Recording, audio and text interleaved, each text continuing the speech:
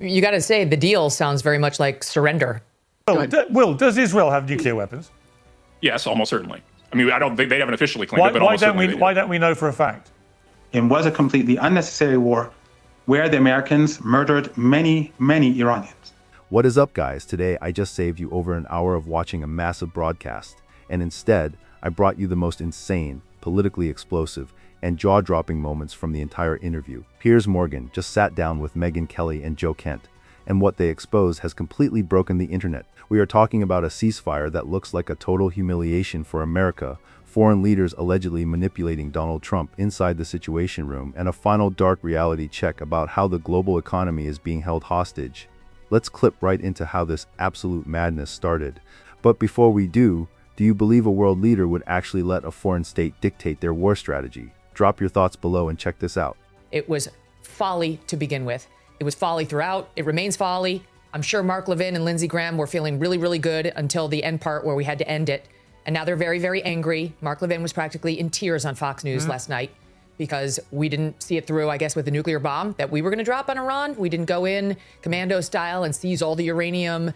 We allowed, according to the Israelis, according to the Iranians, that is, the war against Hezbollah to stop, which he wants seen through. He would love to see Lebanon completely bombed and to be made to look like Gaza. And there was really no point to going forward other than more death and destruction. The Iranians proved to be tough MFers, and they realized that they had something far more powerful than a nuclear bomb. They had control over the Strait of Hormuz. And Trump was warned prior to getting involved in this conflict by the chairman of the Joint Chiefs that they were not likely to collapse easily and that they probably would maintain control of the Strait and could cause a global economic panic. And he didn't listen. What he did with the Dan Kane warnings was rush to Truth Social, Trump did, saying, all Dan Kane knows how to do is win. And if I tell him to invade, he's going to win. Well, that's not really what happened. There was never any question we could decimate their Navy or their Air Force. Of course, no one would ever second guess the power of the U.S. military. It's pristine and it's impeccable and it's truly awe-striking. But these battles in the Middle East have been fought now for 20 plus years, and we continue to learn the same lesson over and over. It is not their overwhelming air power or their incredible navies that keep us mired in quagmires. It's their insurgencies. It's this disparate way of fighting that we don't know how to handle. We can't tamp down with the amazing power of an aircraft carrier, which, by the way, we had trouble getting anywhere close there after they figured out how to attack it. And we've already learned this. Trump watched us learn it.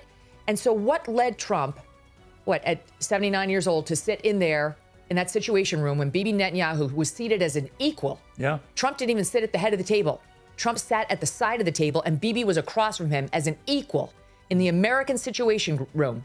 What led him to sit there and buy what that guy was selling hook, line, and sinker when every other president was able to see through that liar? What was it? Because he was told the next day by our own top advisors, from the chairman of the Joint Chiefs to the Secretary of State to the vice president, that these are lies and that these objectives are not going to be attainable. Don't believe him. We might be able to wipe out the Ayatollah, not regime change, Ayatollah. And we might be able to decimate some portion of their missiles and their military. Okay, that's true. But the goals as stated by Trump when we actually did pull the trigger were all over the board. And to this moment, he's pushing the BS claim that we affected regime change. No, we didn't. It's the same regime, just different players. There isn't somebody more moderate in there at all. We have no reason to believe that. In fact, it looks like the Iranian Revolutionary Guard is in control now, which is far more radical. And the fatwa that had allegedly been issued by the Ayatollah on developing nukes is gone. Iran is more powerful economically. It controls the Strait and now is demanding the lifting of all sanctions against it.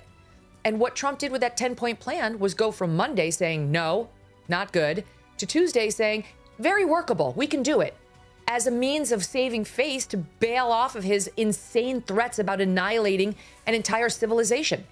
So I don't know how we got here, Piers. I'd like to know just as much as anybody else, but all I can think in my head, based on what I've read in the paper, is we got here thanks to Bibi Netanyahu, Lindsey Graham, and Mark Levin. And ultimately President Trump. That's not to take agency away from the president, who was bamboozled. I don't know why. He was too weak to say no. He was too gullible to see through the lies. One way or another, he allowed himself to be pushed into this insane conflict that caused, forget, the blood and treasure we spilled as you point out, at least 15 service personnel. I believe we're being lied to about the total number of dead and wounded. But we don't know what the accurate death toll in Iran is. How many civilians in Iran died? How many died in our allies around Iran who now don't trust us? What penalty do we pay other than the cost and the 15 lives that we expended, which count for a lot? But we didn't take the brunt of Iran's response. Our allies did. What is clear from that New York Times report, it seems to be incredibly well sourced. So somebody's been talking who was in that room. What is clear from that is that the Israelis, maybe this was an honest mistake on their part, a misreading of the situation, but they certainly appear to be of the belief, if you took out the Ayatollah and some of the top people with him, that this would then lead to an uprising by the people, and that amid all this chaos, there would be no ability to close the Strait of Hormuz. Well, none of that has really happened. Yes, they got rid of the Ayatollah, but he's just been replaced by other similarly minded people. And then there's been no uprising by the Iranian people whatsoever. And of course, the Strait of Hormuz has been held in a kind of stranglehold by the Iranians in a very powerful way, it has to be conceded, which has caused enormous damage to the global economy. They've basically controlled that strait now for 4 or 5 weeks, and it's caused hell. And none of that appears to have been predicted by the Israelis in their sales pitch to Trump to join them on this war.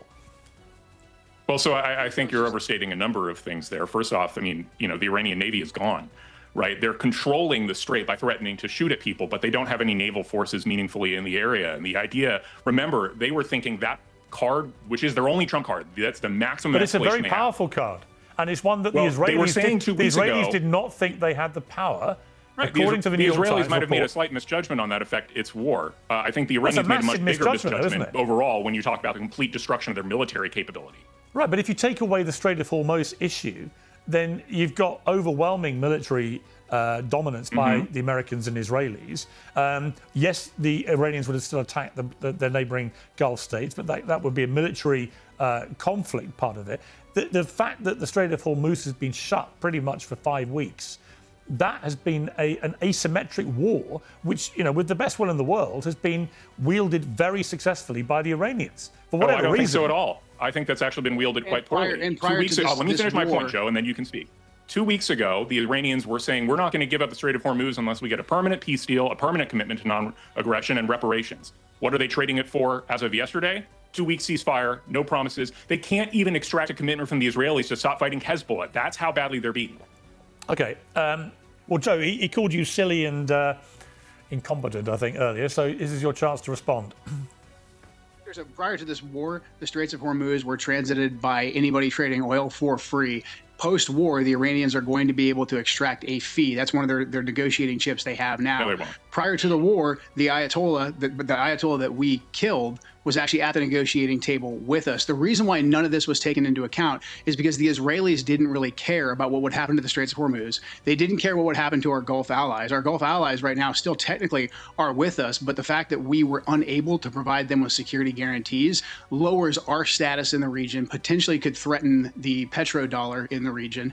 And so right now we're in a weaker position because we listened to a foreign government that had a different strategic goal in mind than we did. So it's great that we got the ceasefire. We need to maintain that ceasefire, and we have to actually withhold things from the Israelis, which we can do. The Israelis do have a modern air force, but they rely on us. So the United States claiming overwhelming victory, but with a slight caveat on the battlefield.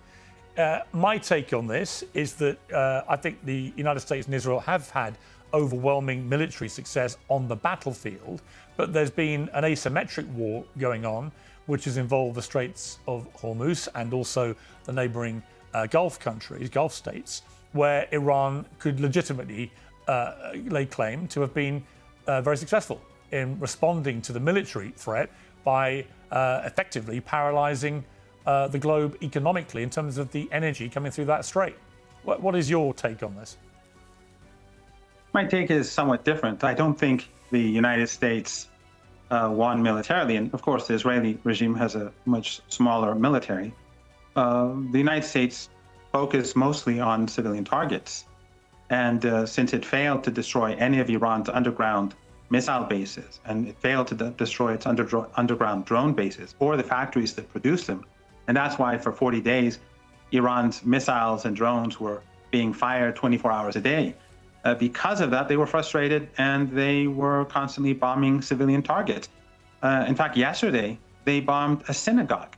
And I think that that has not been reported anywhere in the Western media, but they completely demolished the synagogue in Tehran. And that's just one of thousands of places that have been targeted. Very near my home, they destroyed a building with a bank, or just apartment buildings above a branch of a bank. And they've been doing that across the city and across the country.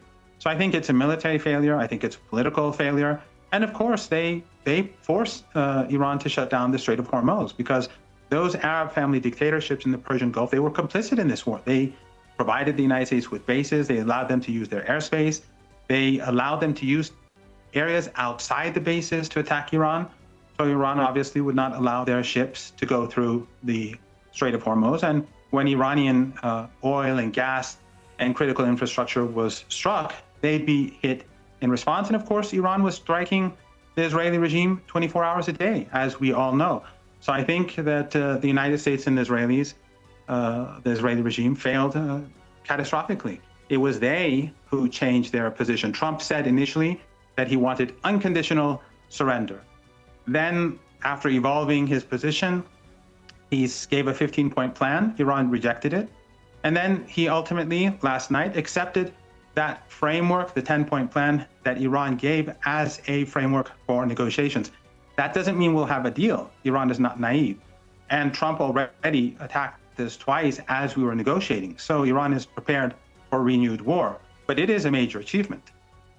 I mean, the major achievement is that the regime that rules in Iran remains intact. And the issue I would certainly have with Pete Hegseth and the others, including President Trump, when they say that it's a different regime because it's different people at the top, I would imagine it's crystal clear that it's IRGC. They remain the regime. Unbelievable.